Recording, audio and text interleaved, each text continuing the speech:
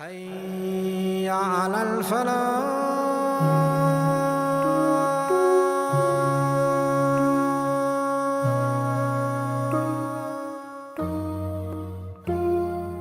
They asked his wife, Aisha radiyallahu tabaraka wa ta'ala anha, tell us about the character of the Rasul. So she said, his character was the Quran. If I could paraphrase our mother Aisha, he was the Quran walking. So that you could see how to implement, how to live, how to embody the guidance of the Lord, and through which find success. Yet, when the Prophet passed away, she was 18. She lived, into her latter days, and had a lot of time to think and reflect. Yet on all the reflection, the conclusion she comes to is that he was the Quran walking. And that is the miracle of his character. Humankind arrive on this planet. The Quran says, لا تعلمون شيئا, not knowing anything, clean slate. They navigate through life in the absence of divine guidance, blind. So they scream in this pain, and they are battered by the other and bruised in the other, and they go through life through trial and error. There is a lot in life we need help with.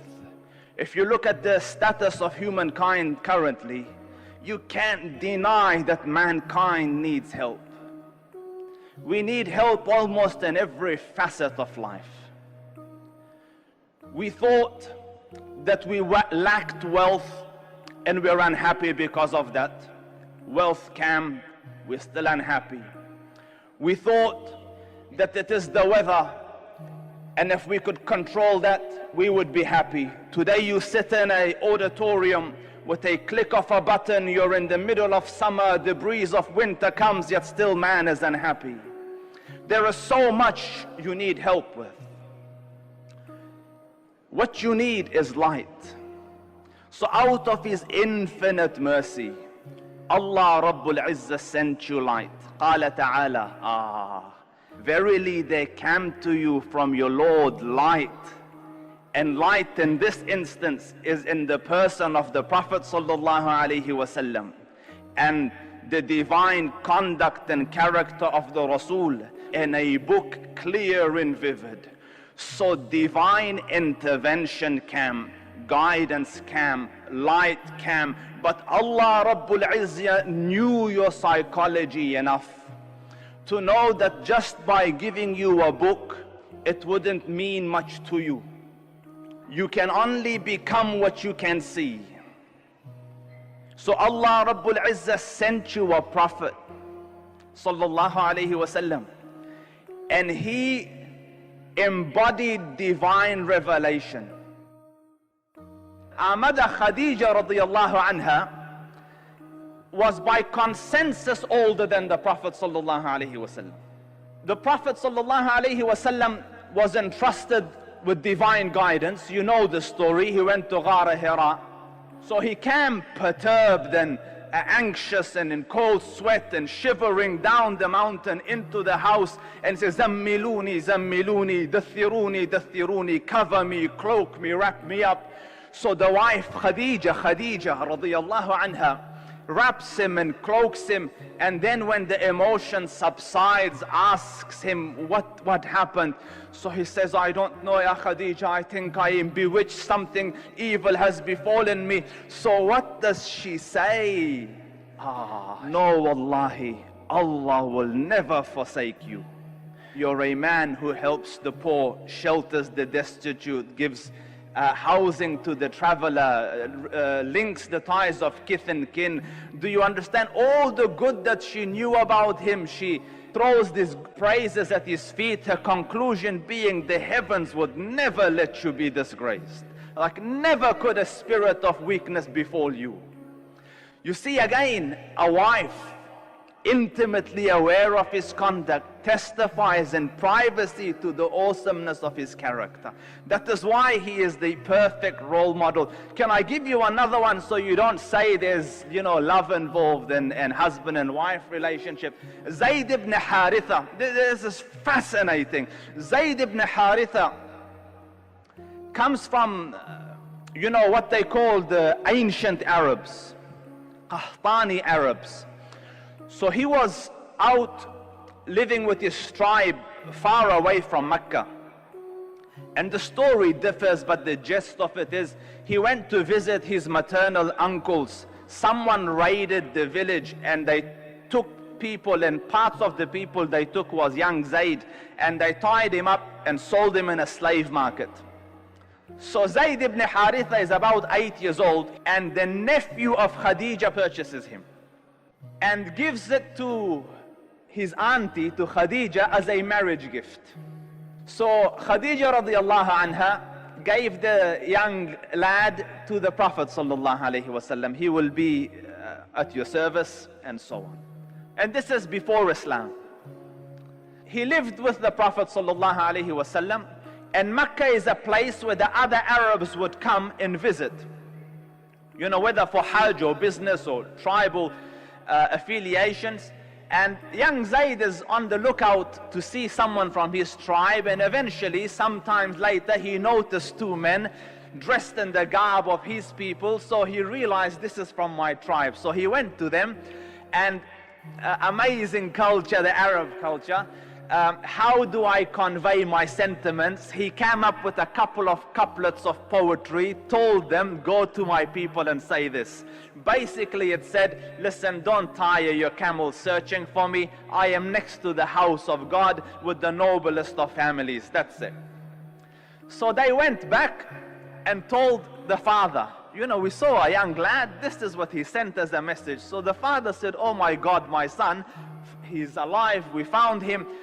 Took his wealth, what he could muster, took his brother with him, made the long journey to Mecca, came to Mecca asking, where is this family that has this young lad? Eventually they said, see that one there, that's Abu al-Qasim, Muhammad, the son of Abdullah. Ask him. So they come and they meet the Rasul. And they say, Ya Muhammad, you're from a noble family. Our son was taken, by deception and by force, and he's in your care, and return him to us and ask for whatever money you want, we will repay. So the character of a Rasul, and although not a prophet at this stage, he says, I will do something better. I will call Zayd and ask him if he knows you guys, and if he wants to go with you. If he wants to go, khalas, don't pay me anything, go. But if he chooses me over you, then I am not one to give up someone that has preferred me over you. So they said, this is fair. So young Zayd was summoned. Zayd came. Zayd, do you know these two? Yes. This is my uncle, that is my father. So the Rasul said, Zayd, they have come to take you back. If you wish to go, you're free to go, and there is no need for recompense. If you wish to stay with me, you're free to do so. So Zayd looked, and Zayd looked, and Zayd looked. And he says, I choose to stay with you. Or for mountains of gold, I wouldn't leave you. And imagine Arab culture. No, I am your father and your uncle, and you have chosen this person who's not related to you and no link. What an embarrassment, what have you done, Zayd? So Zayd said, he has been to me a father and a mother, a tribesman and a confidant. I could never give him up. So the Prophet, they're about to argue back, so the Rasul said, I'll give you something better.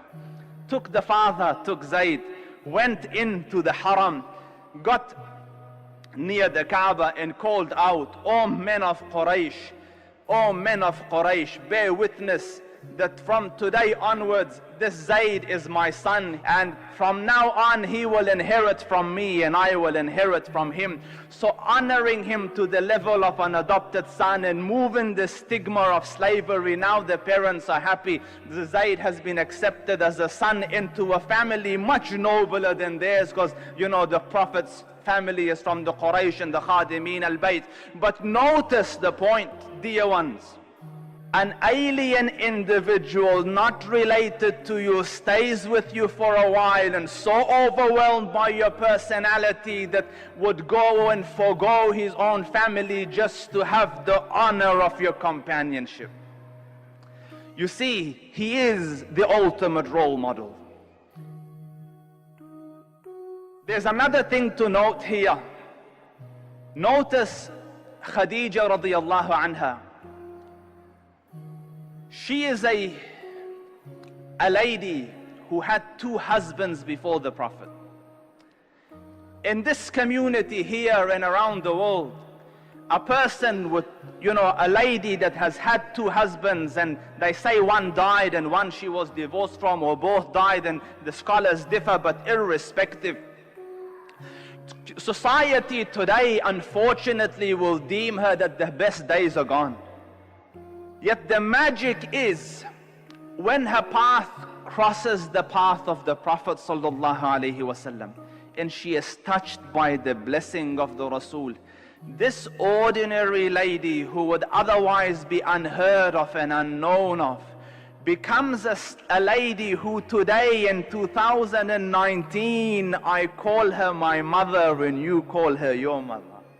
But she comes to the Rasul carrying a platter of food, and Jibreel came from above the 7 heavens. Ya Muhammad, sallallahu ala Muhammad, Khadija is about to enter upon you. She's carrying a platter of food. Allah has sent me from above the 7 heavens to convey His exclusive greetings to this lady. So when she comes in, tell her Allah sends His salam, and also give her my salam as well. And not only that, give her the glad tidings of a house in Jannah made from a single exclusive pearl. What happened? The only thing that happened is her life crossed paths with the life of this messenger.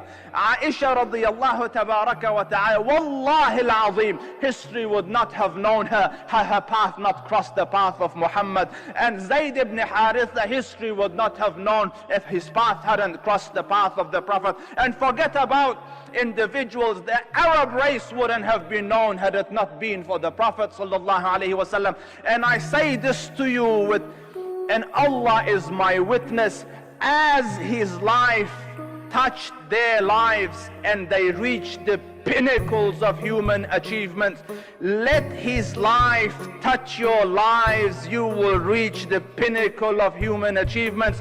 For your time and patience, I thank you. May the heavens guide and guard you. Wassalamu alaikum wa rahmatullahi wa barakatuh.